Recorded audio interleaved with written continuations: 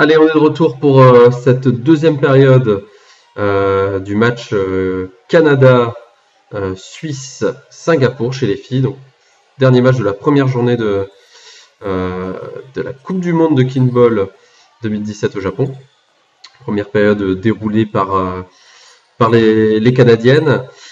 Début de seconde période relativement aussi facile pour les Canadiennes. Les Suisses qui n'arrivent pas à déjouer, donc c'est la principale équipe concurrente dans ce match des Canadiennes, qui n'arrivent pas à venir titiller leurs adversaires. À noter donc que les Suisses ont déjà fait un très mauvais résultat en fait en ce début de compétition, puisque déjà plus tôt dans la journée, elles ont déjà effectué un match contre les Françaises et Hong Kong. C'était un match qui a été remporté 3-0-0 par les Françaises assez facilement. Mais par contre, en prolongation, c'est bien l'équipe d'Hong Kong qui a réussi à décrocher la deuxième place en gagnant 5-3. Donc cette prolongation.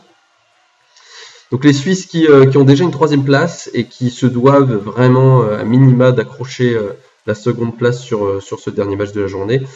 Elles ont un peu repris du poil de la bête en ce début de deuxième période, mais le Canada a quand même une avance déjà confortable de 3 points désormais sur l'équipe suisse, avec ce très beau bras gauche pour tromper la vigilance des éloignés suisses sur la ligne.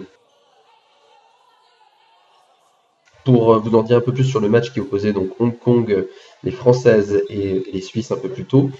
On a vu une belle performance française qui ont vraiment joué en deux carrés bien distincts. Et c'était un match de mise en bouche un peu dans cette compétition assez facilement remportée par l'équipe de France, qui n'a pas sorti le grand jeu, mais qui a fait ce qu'il fallait, qui a été présente et qui a su se donner cette victoire assez facile sans y laisser trop de force. On arrive déjà à la fin donc, de cette deuxième période, dont le début a été un petit peu amputé puisqu'il y avait des problèmes de live, de stream.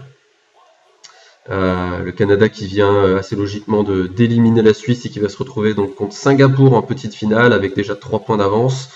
Il laisse peu de doutes sur l'issue de cette petite finale. Les Canadiennes qui n'ont vraiment pas souhaité diminuer le rythme qu'elles mettent dans cette rencontre, avec à nouveau un gel, et je pense que c'est une défensive illégale de la part des joueuses de Singapour, puisqu'elles étaient toutes les deux en train de se replacer pour essayer d'aller défendre cette balle, et elles étaient trop près du ballon au moment de la frappe. À noter, on l'a vu justement sur le début de cette petite finale, les Canadiennes sont vraiment très proches de la cellule, donc elles défendent très proches, et sur ce nouveau gel, elles remportent facilement cette deuxième période. Donc oui, des Canadiennes qui défendent beaucoup plus proches que les Japonaises, notamment sur le match qu'on a pu voir tout à l'heure. Donc est-ce que c'est parce que les frappes en face sont relativement peu dangereuses et qu'elles veulent geler rapidement et donc être plus proches les unes des autres, ou est-ce que ce sera vraiment leur façon de défendre durant toute la compétition? On verra ça au fil des matchs. Alors, en bas de votre écran, donc vous pouvez voir que à la fin de chaque période, les arbitres se réunissent avec les autres arbitres de la compétition, mais également les juges de ligne, qui sont eux-mêmes en fait arbitres, ainsi que donc PG, que vous pouvez reconnaître en bas là, qui est en train de parler. Ils font très régulièrement des points sur l'arbitrage, sur le règlement, sur des situations qui ont pu avoir lieu, qui auraient pu avoir lieu en fait dans la période écoulée. Et c'est assez intéressant, ça leur permet de s'améliorer et de régler les problèmes finalement au fur et à mesure qu'ils arrivent au cours du match. Donc c'est plutôt une très bonne initiative qui a déjà été mise en place précédemment dans d'autres Coupes du Monde, notamment à Madrid. Et voilà, on les entend aussi de temps en temps parler. Alors là, ils sont un peu loin de la caméra, mais parfois on peut saisir un peu leur discussion sur l'arbitrage. C'est assez intéressant. Et si c'est le cas, je me tairai bien évidemment pour écouter, essayer d'analyser un petit peu ce qu'ils nous racontent. Bon bah écoutez, on va se quitter là-dessus et puis on va entamer tranquillement cette troisième période en espérant que le live ne coupe pas et qu'on puisse la débuter dès le début de la troisième période. Donc je vous donne tout de suite rendez-vous pour la troisième et potentiellement la dernière période de ce match.